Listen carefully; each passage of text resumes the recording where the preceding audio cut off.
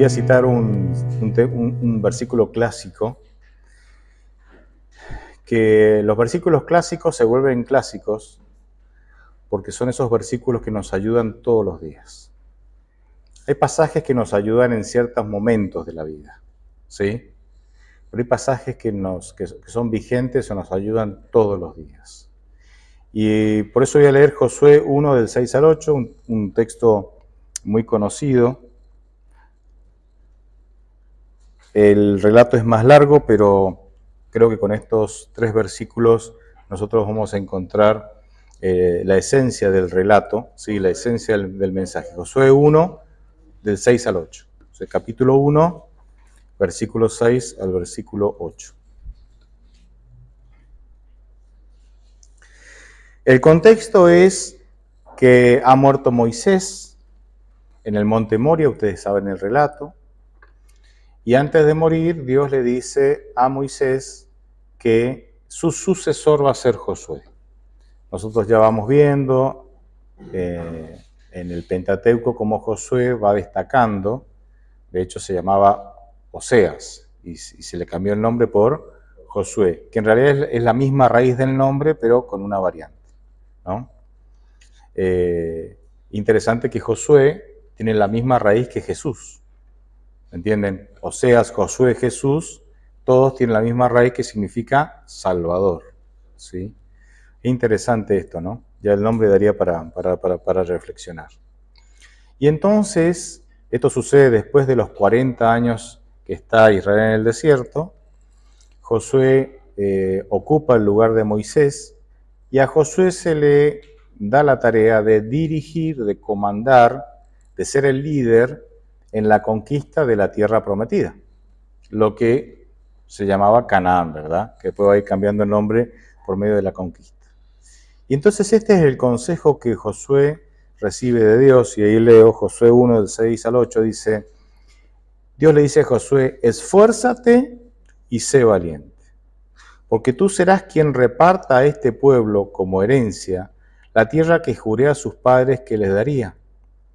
Pero tienes que esforzarte y ser muy valiente. Pon mucho cuidado y actúa de acuerdo con las leyes que te dio mi siervo Moisés. Nunca te apartes de ellas, ni a la derecha ni a la izquierda, y así tendrás éxito en todo lo que emprendas. Procura que nunca se aparte de tus labios este libro de la ley. Medita en él de día y de noche, para que actúes de acuerdo con todo lo que está escrito en él. Así harás que prospere tu camino y todo te saldrá bien. Muy interesante. Hay varios énfasis acá. Y si uno lee el texto completo, si uno sigue leyendo el versículo 9 en adelante, vamos a notar dos grandes énfasis. Esforzarse y ser valiente, y el segundo grande énfasis es no te apartes del camino, de las leyes, de los consejos de Dios. Y termina entonces el versículo 8 diciendo, así harás que prospere tu camino y todo te saldrá bien. Entonces, acá nosotros vemos 3 o 4 claves para el éxito. 3 o 4 claves para el éxito en la vida cristiana. Para los desafíos. Porque lo que Josué está enfrentando es un desafío. Ahora, Josué no enfrenta cualquier desafío. Josué enfrenta un desafío humanamente imposible de hacer.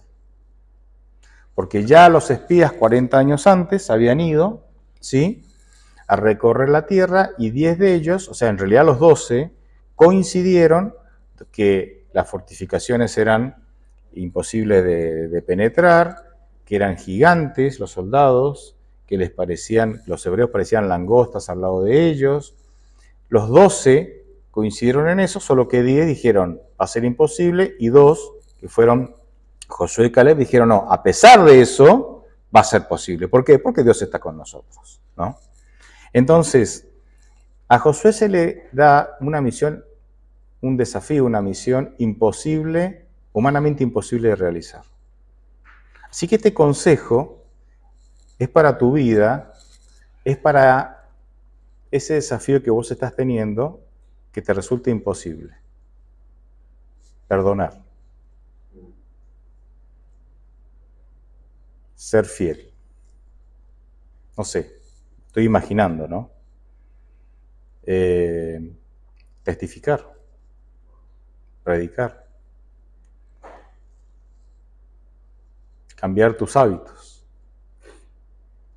¿Viste ese desafío que vos tenés, que para vos es humanamente imposible? Bueno, si estás viviendo uno de esos desafíos, entonces estás en la misma posición de Josué, el cual Dios le da un desafío que es que era humanamente imposible.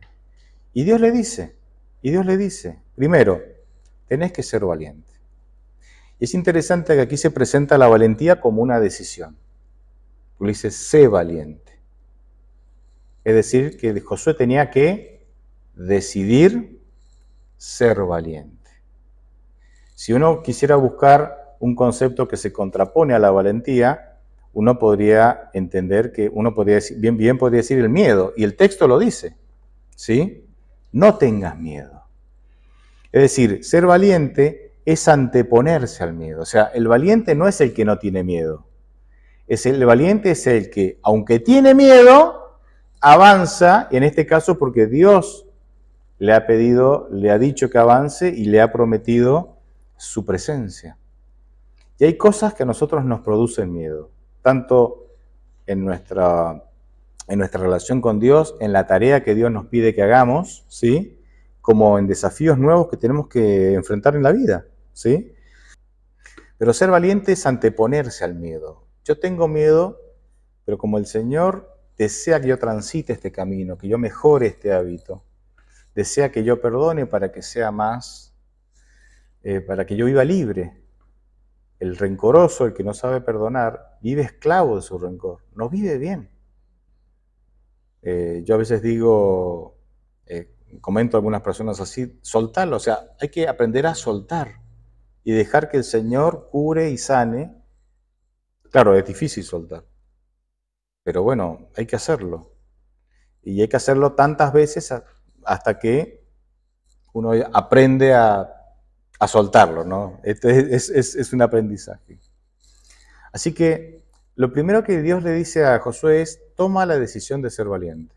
Es decir, toma la decisión de actuar aunque tengas miedo, porque el valiente actúa aunque tiene miedo. Lo segundo que le dice es, esfuérzate. Esfuérzate.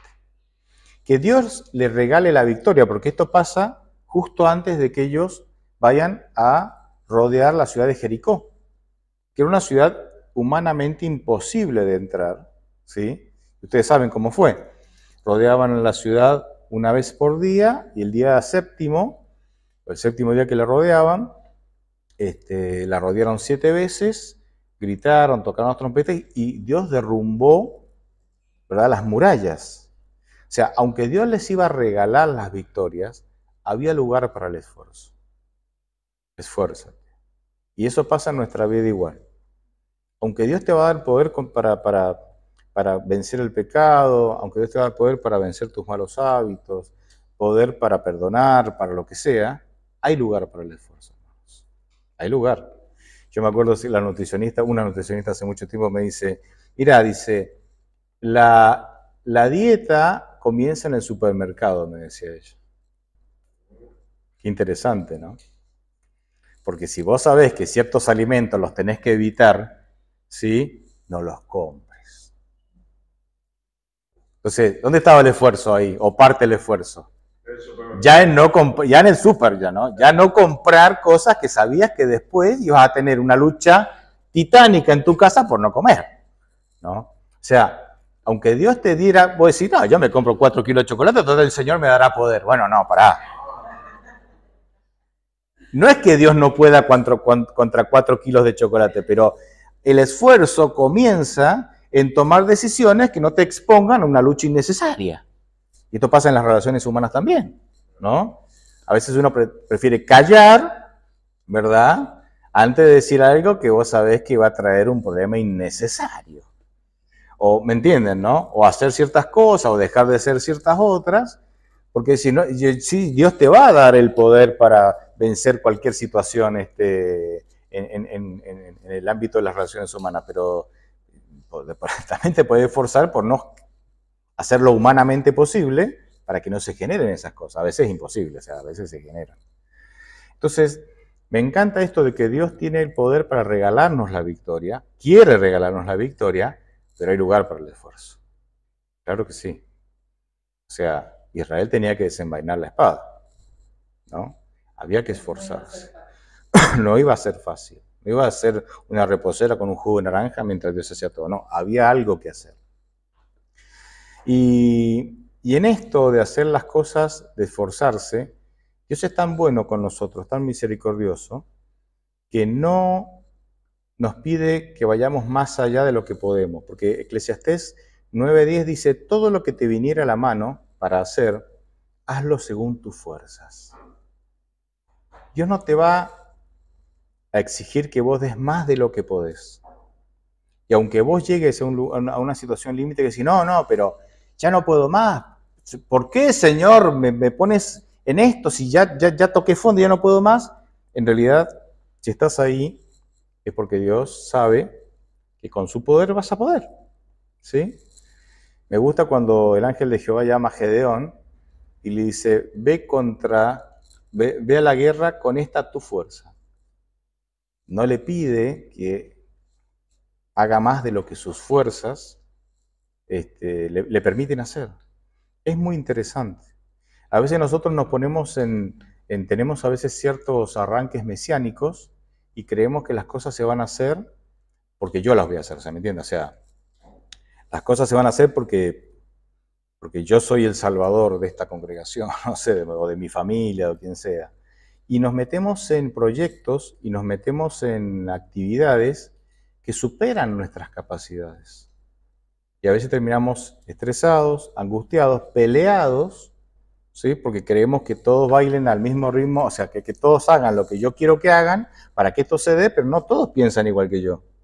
Entonces terminamos peleados, estresados, angustiados, frustrados porque a veces no alcanzamos ese objetivo, porque creemos que somos nosotros, que la cosa depende de nosotros.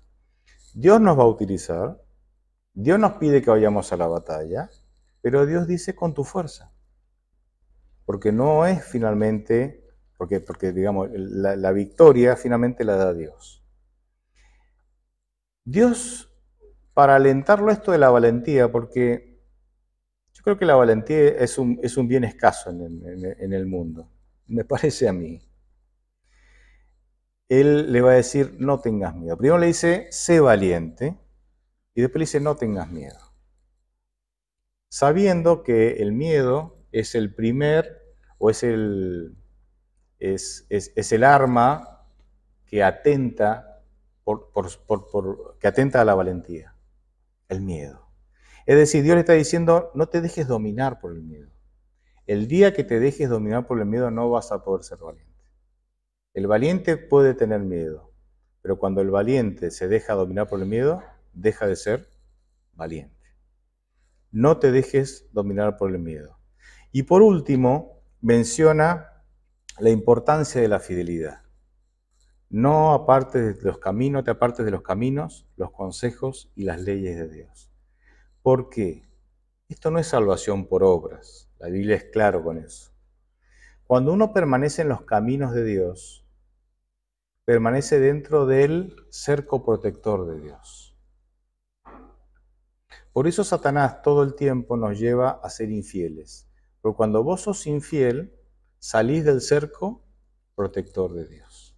Y entonces ahí quedás, o él queda mejor armado, o sea, o quedás a merced de Satanás, o quedás descubierto, digamos, de tal manera que Satanás pueda entrometerse en tu vida que de otra manera no podría. Fíjense cuando vamos a Job, que a Job le pasaron cosas muy terribles, lo perdió todo. Lo que sufrió fue porque Dios finalmente le dio permiso a Satanás. Volvemos al tema de la ira, ¿no? Cuando todos habían creído cuando los amigos de Job creían que lo que le había pasado a Job era porque estaba cosechando la ira de Dios, porque era un pecador, y Job se defiende diciendo, no, yo no soy un pecador y demás, ahí vimos que ¿Quién era el que le infligía, digamos, dolor? No era Dios, era Satanás.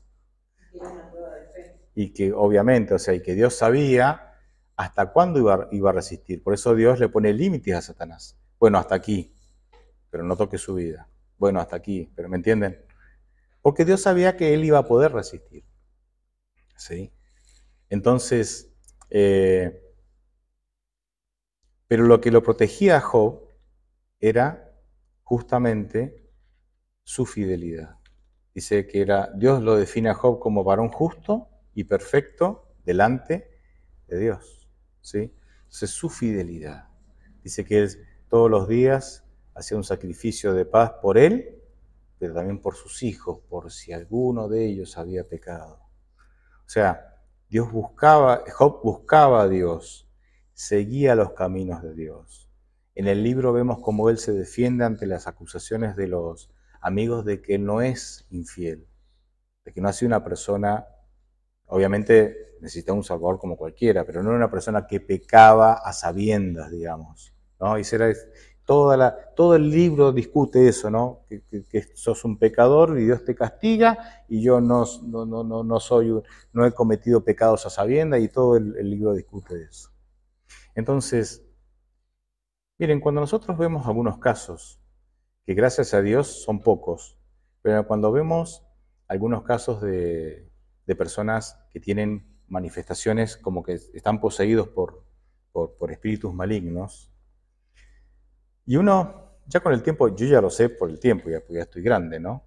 Todos han ido alejándose de la presencia de Dios de tal manera que en un momento quedaron casi completamente a merced de Satanás, y Satanás se ha introducido en sus mentes. Y por medio de la mente domina sus cuerpos. ¿Sí?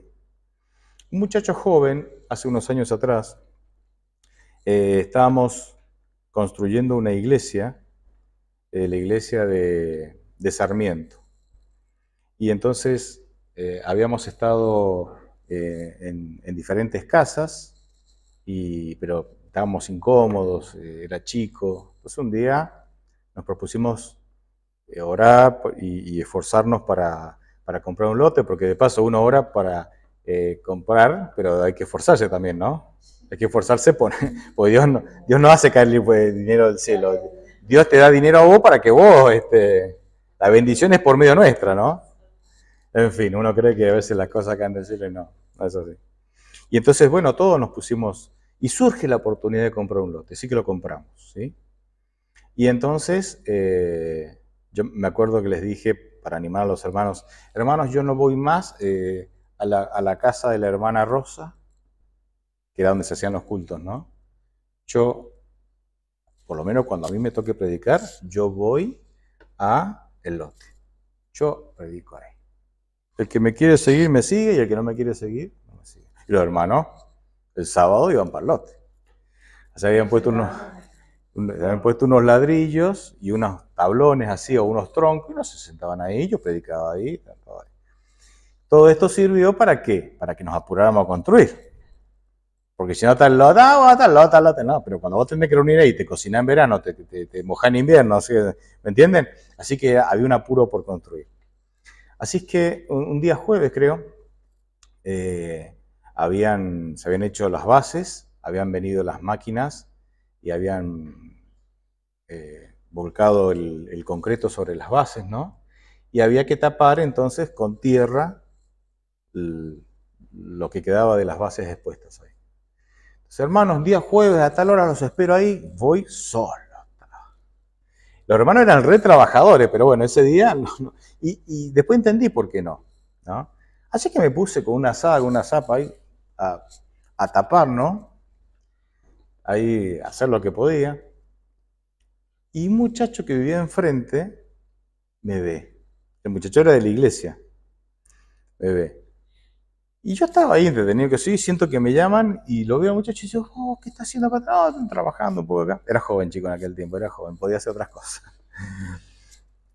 Y el muchacho yo veía que tenía mucha ganas de hablar, y yo tenía mucha ganas de tapar las bases, ¿no? Pero bueno, el muchacho no se iba, tenía con mucha ganas de hablar, así que dejé la herramienta y me dispuse a escuchar. Y él me cuenta algo interesante. Él me dice que él quería ser millonario. Interesante, ¿no? Que él desde hacía mucho quería ser millonario. Era joven, tenía 20 y pico de años. Y él quería ser millonario, ¿no? Y entonces había leído, él ya me había comentado, él conocía a los autores, vieron esos libros de lea este libro y será millonario, ¿viste? Él ya había leído varios libros, ¿no? Y quería ser millonario. Y entonces él me decía, dice, no, ¿sabes qué? Dice, esta gente dice que hay que separar un 10%, dice, lo que uno gana para hacer. Me contaba, ¿no? ¿Por qué me contaba eso? Porque claro, el anhelo de ser millonario era como que él quería ser hoy millonario, no dentro de 10 años.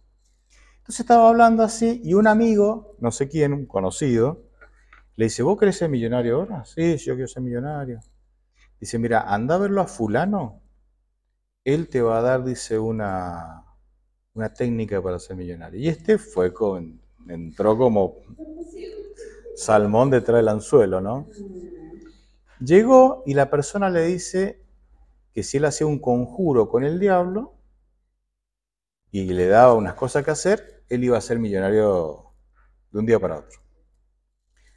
Chico adventista, chico cristiano, imagínate, ¿no? Y fue. Las ganas que tenía de ser millonario, ¿no? Fue. Entonces, el hombre le dijo que le dio un papel con una oración que tenía que leer ahí, y le dijo que él tenía que ir a un lugar a solas, invocar a Satanás, leer ese papel que decía el compromiso, cortarse la mano, que la sangre cayera sobre el papel y hacía el conjuro, a grandes rasgos, así, alguna otra cosa, pero a grandes rasgos era así.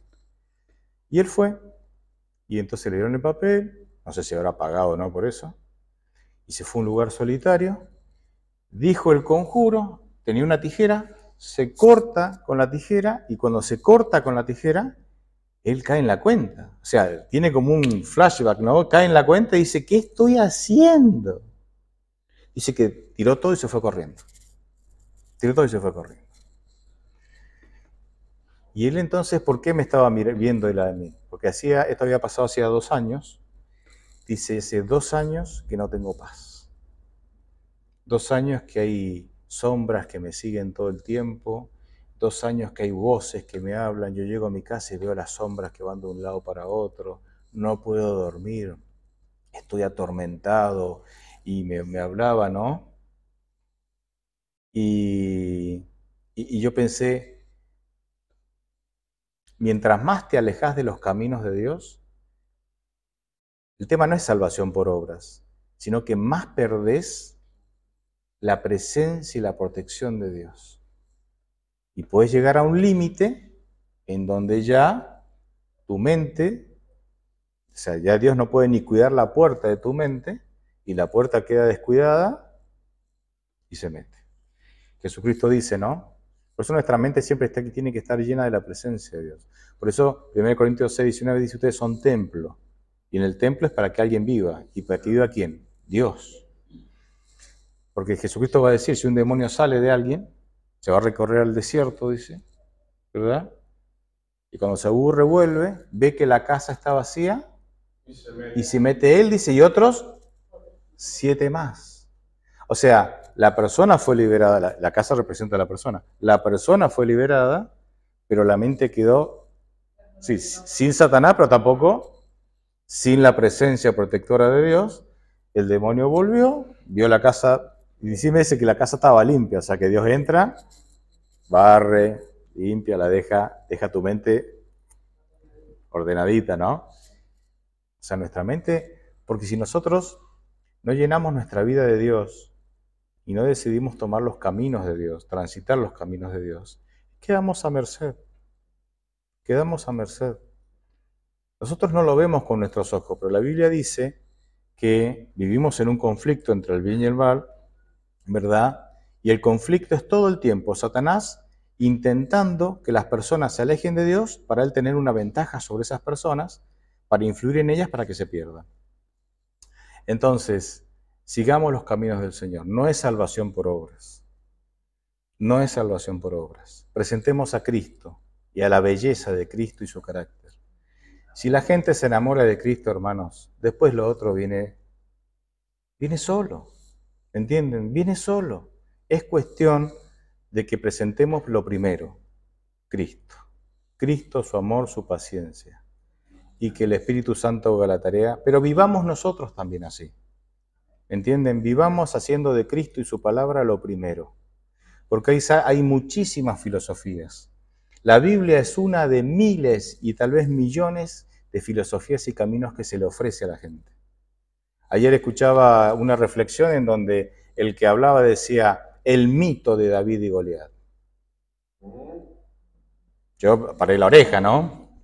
El mito. Ya no la historia, el relato, el mito de David y Goliat. ¿Me entienden? Entonces la Biblia es un libro, para esa persona, la Biblia es un libro de enseñanzas buenas, para reflexionar, bueno, pero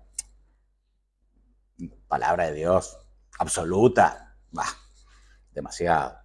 Y así estamos, por creer, ¿verdad?, que esas cosas son así, que son un mito. Cuando creemos, cuando relativizamos la palabra de Dios, caemos entonces o quedamos vulnerables a los ataques del enemigo. Recuerden, decidamos ser valientes, no nos dejemos manejar por el miedo. Chicos, hay que esforzarse, tomando decisiones, ¿sí?